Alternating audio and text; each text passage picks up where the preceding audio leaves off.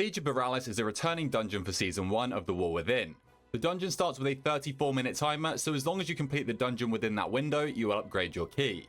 Upon entering the dungeon, the first mobs you're going to see are Scrimshaw Gutters. They do have a Toothbreaker ability that deals physical damage and reduces haste by 15%, but they have very little HP, so just cleave them down.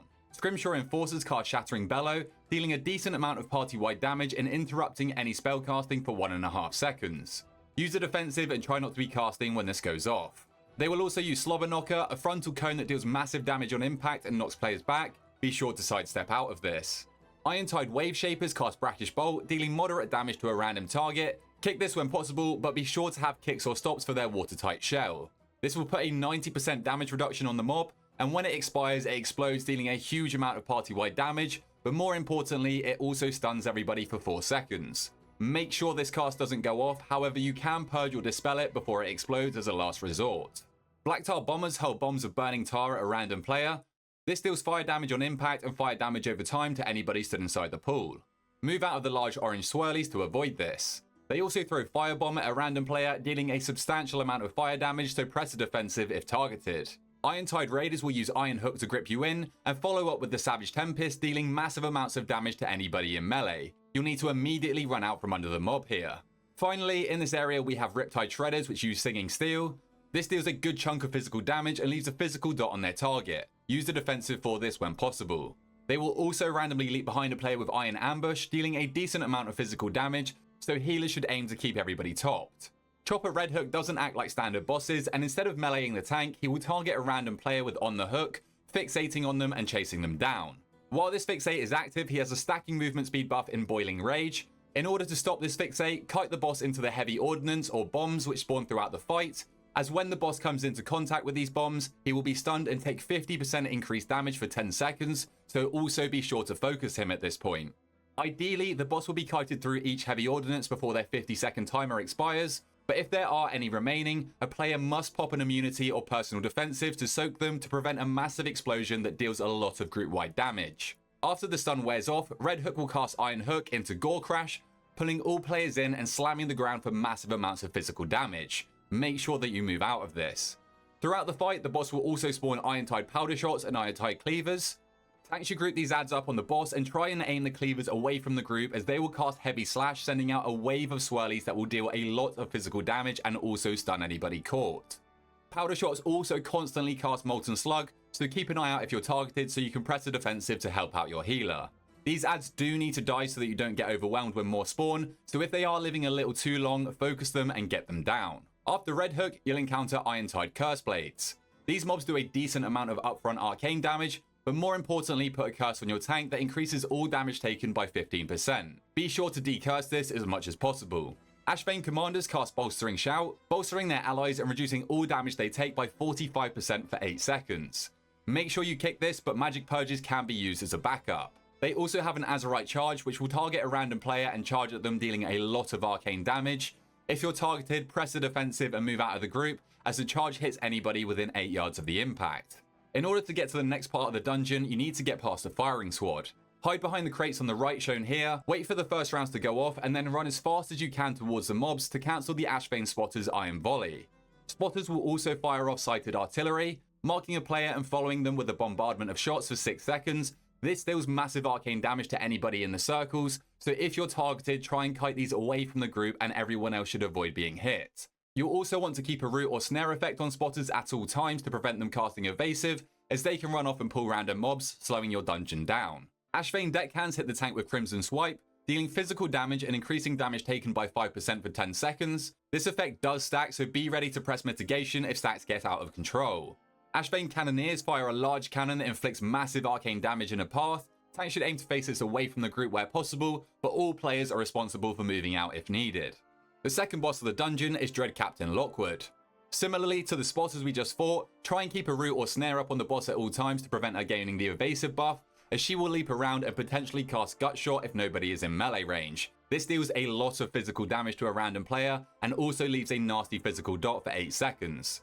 Tanks will want to make sure to face the boss away from the rest of the group due to her clear the deck frontal, dealing massive physical damage and knocking back anybody caught. Tanks can also sidestep this at the end of the cast to avoid taking damage. Fiery Ricochet will shoot a fiery slug at a random player, inflicting upfront fire damage and leaving a fire dot for 5 seconds. This shot also ricochets to 3 nearby players. Use defensives and healers be ready to heal through the damage done here. Throughout the fight, the boss will also cast Mass Bombardment, calling upon her subordinates to bombard players with the sighted artillery we saw on the spotters earlier. Once again, slowly move out of the circle as each bombardment follows you.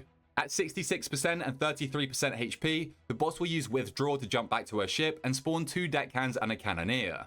Tanks make sure to get aggro and group these up so that the rest of the group can blast them down quickly, and when the cannoneer has fallen, he will leave behind an unstable ordnance, so a player must pick this up and fire it at the ship to force the boss back onto the platform. During this phase, the boss will also cast Dread Volley, sending out swirlies of arcane damage constantly, so make sure you dodge these at all costs, as if you're hit, you'll most likely die. Now that Lockwood is dealt with, we can move on to the next part of the dungeon. Just like before, a spotter will try and stop you from progressing with Iron Volley, hide behind crates during the volley, and simply hit the mob to force her to flee.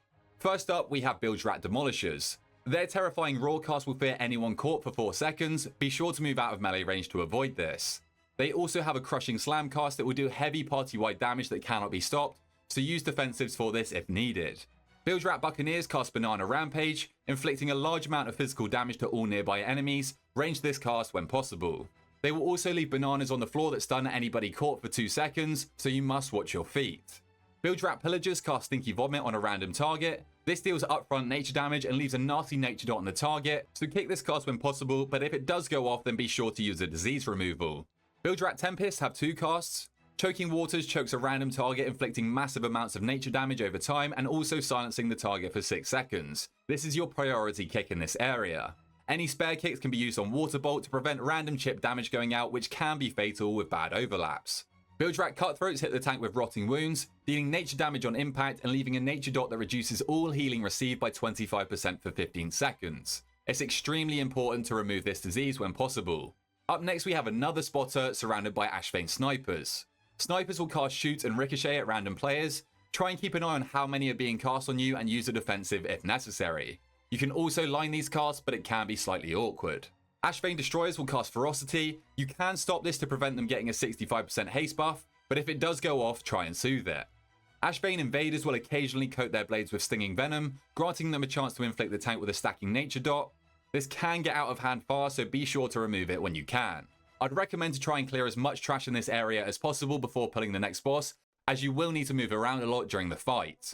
Hadal Darkfathom will target random players with Breakwater. This deals a large amount of party-wide damage and spawns swirlies under 4 players' feet, which inflict massive amounts of frost damage to anybody hit. This ability also leaves brine pools at the destination that will continue to deal frost damage every second to anybody stood in them.